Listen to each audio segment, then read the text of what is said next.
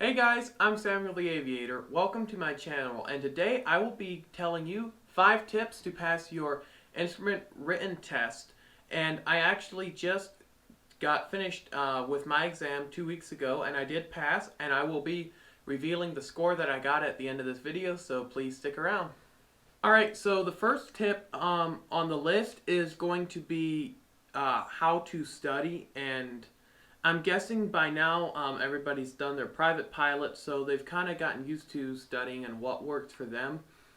But what really worked for me was to pick a time and to consistently study for a couple hours that time, and then I was cramming studying whatever else times I could, but always have some consistent time to do so.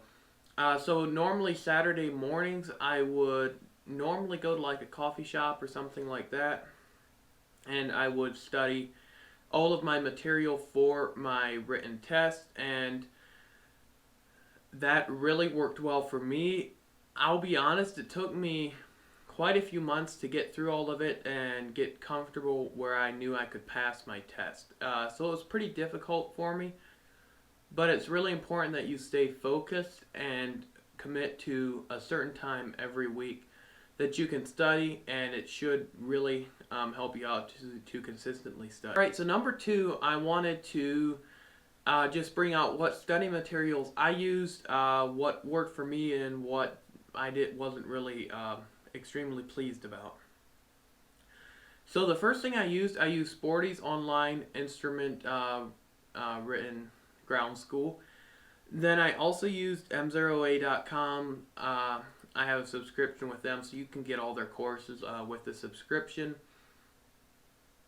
And so I went through most of their instrument ground, and then I also did their instrument boot camp. And I also, my dad's working on his instrument, and he's got King schools. So I went through a few of his lessons as well, just to kind of get a broad overview of everything. As well as going through the FAR aim and everything like that, getting used to what regulations, where they are, looking things up. As well as I really like, although there wasn't as many as was for private pilot, but I like going through YouTube videos and looking just at specific subjects, and a couple things I struggled with was holding patterns and holding pattern entries, and just a couple of different things. Weather is pretty tough as well. So I like to YouTube those subjects. That's something else I've done, and there's really a lot of good information on YouTube. And then finally, just go through quite a few practice tests, and I'll get to this later, but it's not, at least for me, it wasn't as helpful as it was in my private pilot. Alright, so I'll go with what was the most helpful stuff that I studied, material I studied, and then I'll go to the least helpful. And it's kind of a tie at first place, but I have to say M0A was really, really good for strictly written prep. Their IFR written boot camp was excellent. I think there was like 10 modules or so in there, and they'd take a subject and they'd go over it for like half an hour. Then they'd have like a 60-question practice test at the end of it. So you really got a lot of information on each subject and a good explanation normally. I think Jason Shepard is a fairly good teacher, and his kind of style of teaching makes sense to me. That really helped me. And I'd say at number 2, very close to a tie for first place, was King Schools. King Schools is really excellent. They have a wealth of information on their ground school as well. And really there wasn't much. I mean, if you could only pick one ground school to use for your written test and your check ride, everything, I would say it's hard to beat King Schools. It's reasonably priced, and they really had a lot of good information on there. Really everything you need to know. And then as far as my ground school, the third, and honestly I would say it wasn't really that helpful, was Sporty's. I'd never used Sporty's before, and I thought I'd give it a try because I have used M0A and I've used King's, and I thought, well, maybe I'll try Sporty's. and I have to say I was disappointed. I went through all of their modules, and I could barely excuse me, I could barely pass the practice test. And when I went to M0A and King Schools especially, there was a lot of stuff that was not taught in Sporties that is really helpful, useful, or you need to know it, and it just was not presented in Sporties. Yeah, I don't know if their private course is better. I just didn't find their instrument course that helpful, and I really would not recommend it. But it did, I mean, it gave me some information. But I would definitely say if you need a one size fits all for your instrument, I would go with King's. Or if you're trying to get your private instrument commercial and everything like that, maybe give M0A a try, since with a subscription you get all the courses. Although I will say I did have a higher tier subscription, but it is costly for that subscription. And then, like I said, do a lot of practice tests, get familiar with the regs and the FAR aim, and everything like that.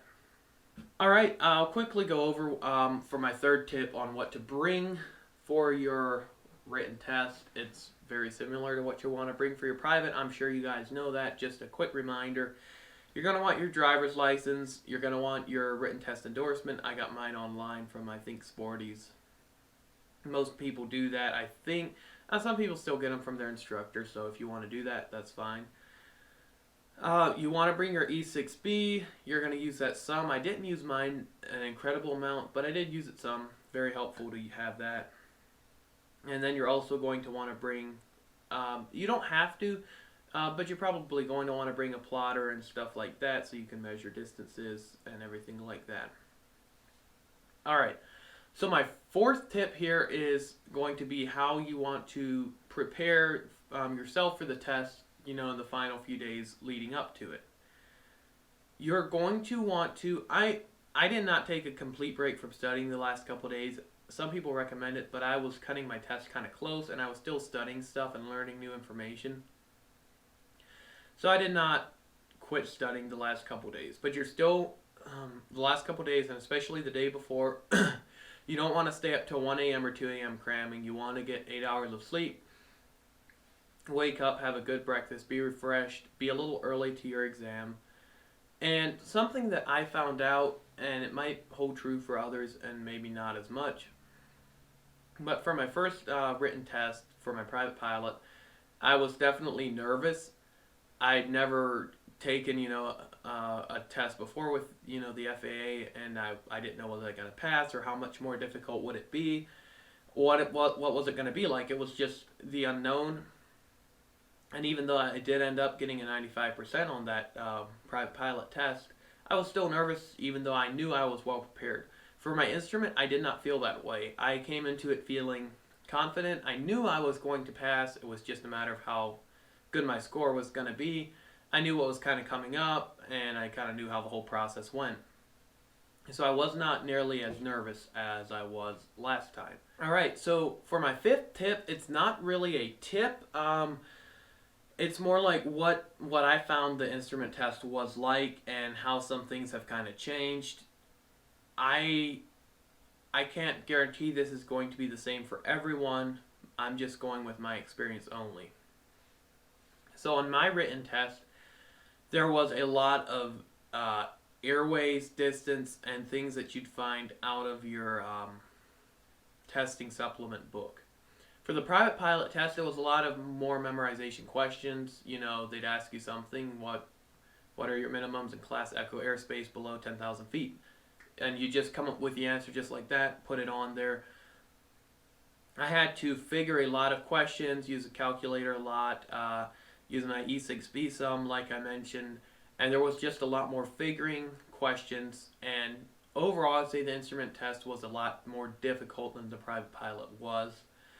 And I also found that the questions in the test weren't really that, I don't want to say they weren't close, but they weren't word for word like they were for private. And I know the FAA has been changing the test some in the last year, and I could definitely tell. For my private pilot, I'd say a lot of the questions that I got in my private pilot were literally word for word from my practice test questions, and I could get those answers out very easily, move on. With the instrument written test, it was not like that. Of course, there was a lot of figuring up and time and distance and airways and climb rates and things like that. But even for private, they were literally word for word, and I had done them a million times. For instrument, they were all different. The only things that were kind of the same or more word for word were just regulation questions and things like that. So, especially, and for every test, it's good too, but especially for the instrument test, you don't want to just memorize answers. You don't want to just go through your practice test, question bank, memorize all the answers, because they're going to be different. You want to know the subjects inside out and know the big picture of the subjects that you're studying, not just be able to put out the answer to practice test without thinking about it. So overall, I'd say it was a little more difficult of a test. It is definitely passable, but you've got to study a lot more. It is more difficult than the private pilot test, and I'm excited to get to do my commercial test in the future and see how that holds up. Alright guys, so as I said, I was going to reveal the written test score that I got, and I do want to say that I'm slightly disappointed by it, not much. I really wanted to get over 90% on my instrument, which is possible to do, obviously, but I was unfortunately not able to.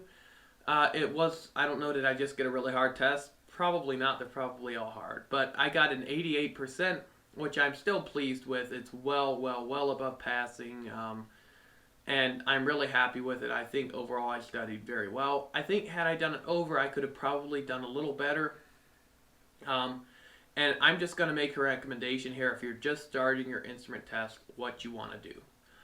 If you've got kind of a low budget, what I do is buy FAR AIM, and then there's a lot of online books from the FAA on your instrument, stuff like that. Go online, get the books. I'll try and find them, a bunch of free ones, link them down below. And then also buy King's Instrument Ground School as well as their check ride prep, so you get everything in one. They are by far, not by far, but they are one of the best. Overall, just really good, solid ground schools. You're not going to have any trouble if you just go with King, do their practice test, do their check ride prep. I'm not done my check ride for my instrument yet. That's something I'm hoping to do in the near future. But I think that's going to really be your best bet. Alright guys, that's it for now. I hope you enjoyed this video. As always, if you did enjoy the video, please smash that like button for me. That helps out my channel, as well as drop a comment down below. Tell me how you did on your instrument written test, or if you're almost ready to do it, and let me know how you are studying, what courses you're using, how it's working out for you. Please subscribe to my channel if you haven't done that already, and ring the bell beside that. You'll get notified every time I upload a new video. Alright guys, that's it for now. Signing off, I'm Sam with the Aviator. Bye.